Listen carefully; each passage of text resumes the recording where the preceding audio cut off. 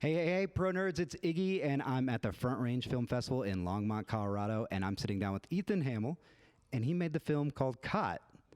Ethan, how are you doing today? I'm doing just fine. How are you? I am doing fantastic. You know what? You're the first person to ask me that back. I'm just going to point that out. You're the first person to ask it, so I appreciate that. No. Yeah. Joking aside, though, I was just learning some things about you, and so Caught was your student film. And what impressed me the most is that when we say student films at this festival, we're hearing from a lot of CU students, CSU.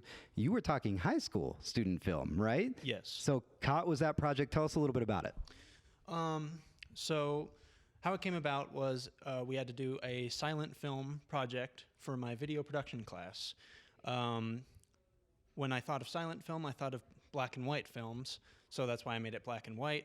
And black and white made me think of noir. And noir made me think of cops and detectives, and the cops and detectives made me think of the mafia. So I came up with this story about this Sopranos-looking mafia guy getting caught at his house with incriminating evidence.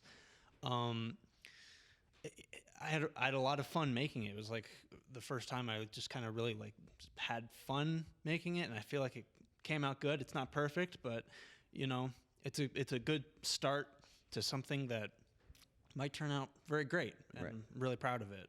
Right. Well, any artist, first of all, is going to say their work's not perfect. So we've already dismissed that part. We're excited about the great part, and it actually sounded fascinating. What did you expect making that project that you would then be entering it into film festivals and sitting down and doing interviews about it? I guess.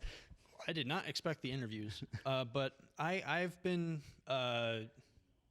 submitting my stuff to film festivals for quite some time, even if they're bad, the films, but and the film festivals, but yeah.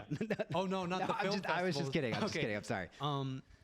But no, I did not expect to be interviewed at all, or to be doing Q&As or anything like that.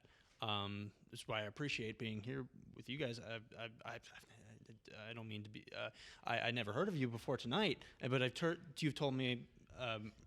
The person outside told me a lot about you, and I really dig in the vibe that you're trying to go into all these film festivals and just talking to creative people. I gotta watch your podcast sometime. Oh, well, thank you.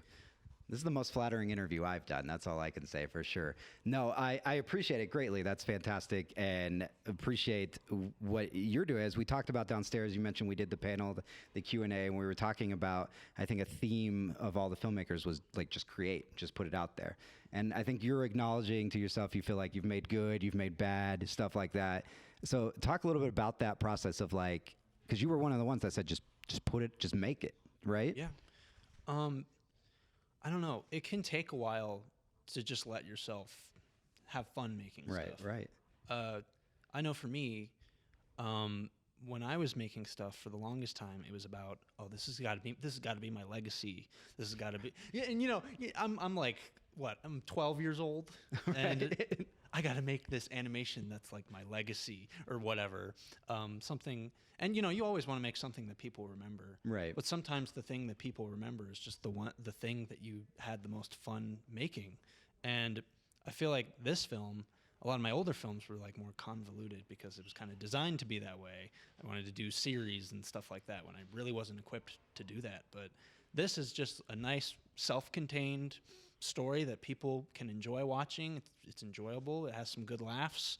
It has some unique quirks, and I think just being able to let yourself have fun and do something fun and creative can take a while, but once you get there, it feels good. Right. And hopefully it's the start to something that will be your legacy one day.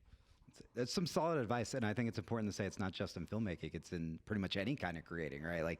Music, 2D art, traditional things, all that. So, no, that's fantastic. Now, you mentioned we also talked about you're continuing your education around animation and stuff. Is that something you want to go on to do? Is be more animation, or are you still kind of up in the air of how you want to contribute to the filmmaking world? I guess would be. It's still kind of up in the air. Kind of. Listen, I'm still kind of up in the air with anything I'm going to do, and I'm. That's how it is sometimes. Right. You don't want to just do one thing. You want to do lots of things. Like I don't just make movies. I'm also working on comics and getting my getting my stuff printed and learning how to animate. The thing that was good about Caught was like I just had to animate the special effects. Right. You don't have to animate characters and make the characters believable or feel like people. I just had to animate the gunshots and explosions, which was good for what it was, and it was good for my skill level at the time. So it was a good move, I think, to do that. But I've been spending a lot of time working on just animated shots, and that's a whole project, and that's just a bunch of projects. It's not necessarily animated short films, but it's just getting better at the animation process that I've been working on a lot. So yeah, I don't know what I want to do. It's like I'm still working at getting good at this. So it's and maybe you haven't even started on the thing you're going to end up doing, right? Maybe it's something you didn't even think about creating yet. Yeah, who knows? Right. Perfect. Well, tell us, where can we find Caught? Anywhere online or anywhere? Is there some place that these people that couldn't attend the festival can watch it? My YouTube is Wesley's Moving Pictures. My website is ethanhamill.com. Those are the places you're going to be able to find it. If you like that and you want to see some of the other art that I made that isn't necessarily films, my Instagram is @edogwes.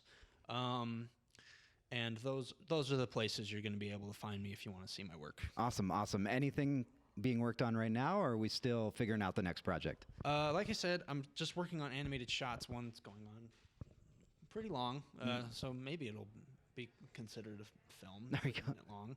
But I'm mostly just working on character animation, and because I love drawing facial expressions and I love making characters.